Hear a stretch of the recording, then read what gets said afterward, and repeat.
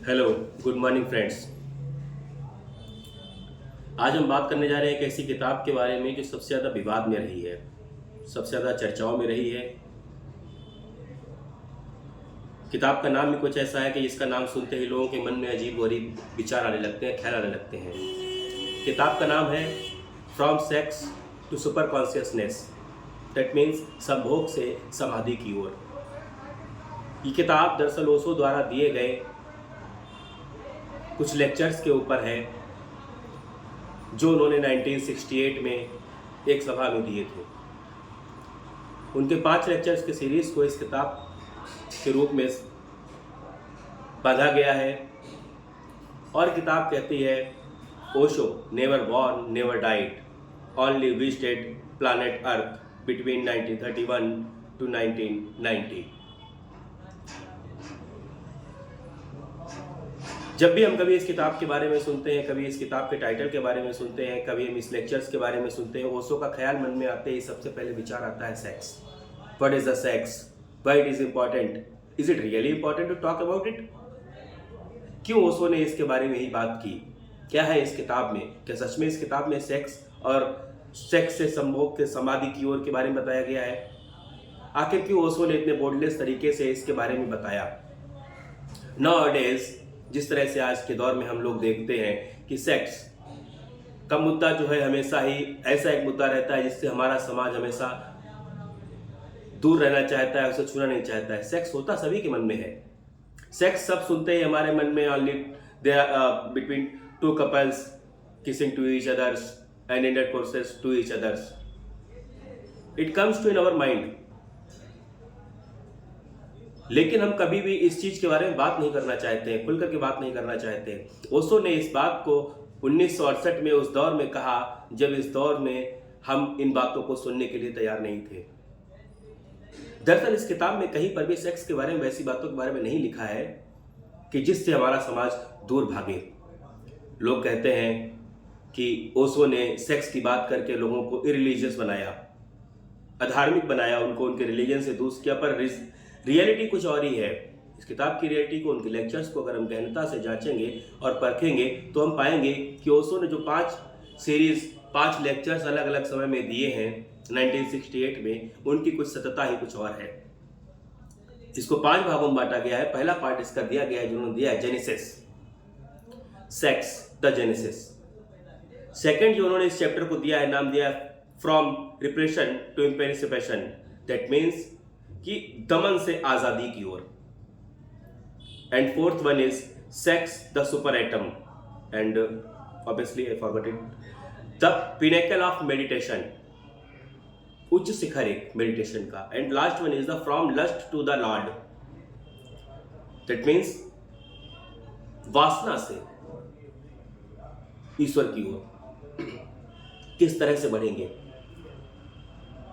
एक बहुत ही सुंदर बात इसमें ओशो ने कही है कि जब कभी भी किसी प्रोस्टिट्यूट के पास जाते हैं तो वो कभी भी सेक्स के बारे में बात नहीं करती है, वो गॉड के बारे में बात करती है। और जब कभी भी हम किसी ऐसे इंसान के पास जाते हैं जो उसका दिन रात समय कहीं किसी रिलीजियस गतिविधियों में और कहीं किसी और चीज़ों में लगा हुआ, प्रवचन देने में लगा हुआ होता है, वो हमेशा जब भी एकांत में और अकेले में होता है और तनहा होता है तो हमेशा सबसे पहले बात करना चाहता है सेक्स के बारे में। ये सत्यता है समाज की जिसको हम आज स्वीकारने से बचते रहे, पर ओशो ने इस बात को बहुत समय पहले कह दिया। लोगों ने उन पर आरोप भी लगाए, उनको भला बुरा भी कहा। वो अमेरिका चले गए यहाँ से और अमेरिका जाने के बाद में उन्होंने एक छोटा सा शहर वहां बसाया जिसका नाम रखा रजनीशपुरम। ये एक डिफरेंट पार्ट है, मैं इस पर नहीं जाना चाहूंगा। मैं मेन बात करूंगा इस किताब के बारे में, उन लेक्चर्स के बारे में कि उन लेक्चर्स में आखिर ओशो ने ऐसा क्या कहा था। ओशो कहते हैं कि सबसे पहले इंसान को अपने अंदर के प्रेम को जानना होगा, प्रेम को जानना होगा ताकि वह जान सके कि सत्य क्या है। सेक्स की भी 3 किस्मों को उन्होंने वर्णन किया है, 3 टाइप्स ऑफ सेक्स। पहला होता है normally man goes to the prostitute, वहां पर जो उसके साथ में जो फिजिकल रिलेशन मेंटेन करता है that is not for soul, वो उसके आत्मा से लिंक नहीं होता है, आत्मा से लिंक नहीं होता है, वो सिर्फ पैसे का लेन देन और एक शारीरिक संबंध के रूप में माना जाता है। वो एक अलग तरह का सेक्स है। शादी के दौर में जब हम देखते हैं कि अरेंज्ड मैरिज होती है या कुछ परिवार वाले शादियां करवाते हैं, तो वहां पर भी अगर वह शादी प्रेम से, लव से अभावपूर्ण है, तो वह शादी सिर्फ शारीरिक संबंधों तक ही निहित रहती है, जिसका परिणाम कभी न कभी देर सवेर ये सही एक डाइवोर्स के रूप में सामने आता है, अगर उन दो लोगों के बीच में सौल अर्थात आत्मा का, उनके प्रेम का मिलन आपस में ना हो। एक तीसरे तरह का प्रेम बड़ा उत्कृष्ट प्रेम होता है, जो मानव स्वयं से करता है। जो स्वयं से प्रेम करता है वही समाज से प्रेम कर सकता है, वही इस समाज को नई दिशा और नई जनरेशन की ओर ले जा सकता है।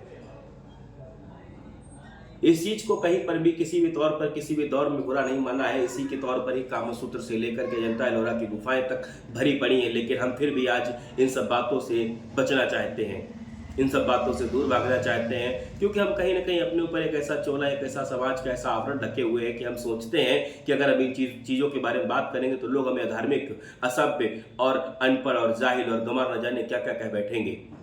परंतु हकीकत यह है कि आज समाज का प्रत्येक वर्ग, प्रत्येक तबका इस चीज़ को जानना चाहता है। हम इसके बारे में खुलकर के बात अगर आज नहीं करेंगे तो कब करेंगे। ओशो ने इस बात को 1968 में कहा था।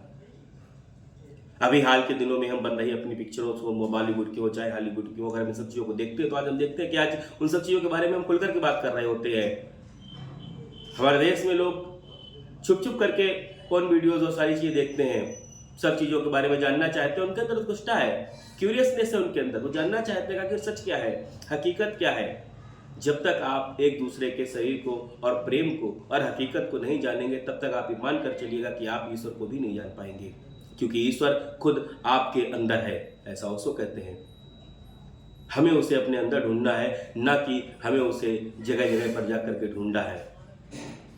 मठ मंदिरों, बाजारों, गुरुद्वारों और मस्जिदों में ईश्वर मिलेगा या नहीं मिलेगा, पर याद रखिए ईश्वर आपको अपने अंदर जरूर मिलेगा। तरीका है सिर्फ उसे खोजने का, उसे जानने का, खुद से प्रेम करने का और अपने आसपास के लोगों से प्रेम करने का।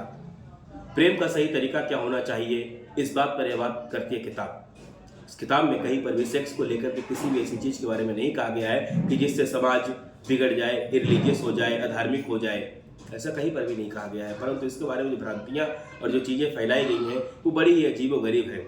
इस किताब को जिन 5 भागों में बांटा गया है, जैसा कि मैंने बताया, तो पहले ही भाग में उसको कहते हैं कि एक पेड़ होता है, बच्चा होता है, वो टहनियों के पास जाता है, उसकी टहनियों से खेलता है, फल लेता है उससे, पेड़ से छाया लेता है, बड़ा हो जाता है, वही बच्चा उस पेड़ को भूल जाता है। कुछ समय पश्चात वो बच्चा फिर वापस उस पेड़ के पास जाता है, और जब पेड़ उससे कहता है, ओह माय डियर चाइल्ड, तुम बहुत दिनों बाद आए। तो बच्चा कहता है, अब तुम्हारे पास देने के लिए क्या है, मुझे पैसे चाहिए। तो पेड़ कहता है कि मेरे पास ये फ्रूट ले जाओ, ये फल ले जाओ और जाकर के इन्हें बाजार में बेच दो। इन्हें बेचने से तुम्हें जो पैसे मिलेंगे, तुम उससे अपनी ज़रूरतें पूरी कर सकते हो। इस तरह करते करते लंबा समय, लंबी स्टोरी है ये, करते करते ऐसा समय भी आता है कि जब पेड़ के पास देने के लिए सिवाय उसकी टहनियों के और उस अपने आप के और कुछ नहीं बचता है। बच्चा उस समय भी उस पेड़ से कुछ मांगता है, कहता है मुझे एक नाव चाहिए, क्या तुम मुझे नाव दे सकते हो। पेड़ कहता है क्यों नहीं, तुम मुझे काट लो, इसकी लकड़ी से तुम एक नाव बना सकते हो और तुम जहाँ जाना चाहते हो वहाँ जाकर के पैसा कमा सकते हो। बच्चा अंततः ही वही करता है, फिर नाव बनाता है उस लकड़ी की और दूर चला जाता है। पर अब जो स्टंप बचा है छोटा सा पेड़ का, वो अब भी उस बच्चे का इंतजार कर रहा है कि वो एक दिन लौट कर आएगा, पर वो कभी आता नहीं है। दैट मीन्स लव सिर्फ देने का नाम है, यहाँ लेना नहीं है। देना ही प्रेम है, देना ही त्याग है और त्याग में ही प्रेम है। इसे ओशो अपने अलग अलग लेक्चर्स में अलग अलग तरीके से समझाते हैं। परंतु जिन फिलोसफर्स की, जिन लोगों की हम बात करते हैं, अक्सर कर हम उनके उन विचारों से, उस चीज़ों से अछूते रह जाते हैं जो वो सच में कहना चाहते थे। ये हमारी दुविधा भी है कि हमने कभी भी इस किताब को, उनके विचारों को समझना नहीं चाहा। आज हम बात कर रहे हैं ओशो के बारे में। आने वाले दिनों में हम और दूसरे ग्रीक फिलोसफर्स के बारे में भी बात करेंगे। इस किताब के बारे में विस्तार से भी चर्चा कर सकता हूँ, पर मुझे लगता है कि शायद वीडियो कुछ ज़्यादा बड़ा हो जाएगा, हमारे दर्शक बोझिल हो जाएंगे। फिर भी अगर आप में से कुछ लोग इसके बारे में पूरी जानकारी जानना चाहते हैं, पूरे 5 लेक्चर्स के बारे में सुनना चाहते हैं, तो कमेंट्स करके मुझे ज़रूर बताएं। और यह बताएं कि इस किताब के बारे में जान करके आपको कैसा लगा। जिसके बारे में आज तक हम लोग सोचते थे कि किताब सिर्फ सेक्स के बारे में सोचती है, दरअसल हकीकत यह किताब सिर्फ सेक्स के बारे में बात नहीं करती है। वह बात करती है समाधि के बारे में, वह बात करती है उस सत्ता के बारे में, उस सुप्रीम पावर के बारे में, जिस सुप्रीम पावर की ओर जाने के लिए हम सबको हमारा धर्म, हमारी समाज, लोग हमसे कहते रहते हैं। अक्सर अगर लोग बात करते हैं लाइफ आफ्टर डेथ की, लाइफ आफ्टर डेथ, मरने के बाद क्या होगा, मरने के बाद क्या होगा से पहले हमें ये जानना होगा मरने से पहले क्या होगा। मरने से पहले क्या होगा ये जान अगर हम लेंगे तो हम जान जाएंगे कि सत्य क्या है। सत्य कहीं और नहीं है, सत्य आपके हमारे अपने अंदर है, जिसे खोजना हमारी प्रायोरिटी होनी चाहिए। ओशो इस चीज़ पर काफ़ी जोर देते हैं। ओशो जातिगत भेदभाव को मिटाने की बात करते हैं। ओशो उन फिलासफर्स के तौर तरीकों पर बात करते हैं जो आज से पहले इस चीज़ को बुरा मानते थे, जबकि मन में उनके भी वही चल रहा होता है। आप इस चीज़ को, इस डिज़ायर को, इस इच्छा को दबा नहीं सकते हैं, लेकिन उसके बावजूद भी हम अपने धर्म के एक अलग चोले को ओढ़े हुए बैठे रहते हैं और अपने ही अंदर अपनी शक्तियों को एंजाइटी से भर जाते हैं। हम लोग उत्सुकता बस कहीं ना कहीं हम ऐसा कुछ कर बैठते हैं कि जो नहीं करना चाहिए, जिससे समाज धूमिल होता है। पर अगर हमें उस चीज़ के बारे में सही जानकारी होगी, एक नवयुवक, एक नव युवती को जब उसके बारे में सही जानकारी होगी कि सेक्स सिर्फ दो शरीरों का मिलन नहीं, दो आत्माओं का मिलन है, प्रेम है, त्याग है, और प्रेम त्याग है। जब हम उस त्याग के बारे में सत्यता से जान जाएंगे तो हम इस चीज़ को भी जान जाएंगे कि हमें सेक्स की ओर दौड़ना नहीं है, उसे समझना है, और समझ करके हमें उस समाज की ओर जाना है कि जो समाज अच्छा और बेहतर बने। धन्यवाद।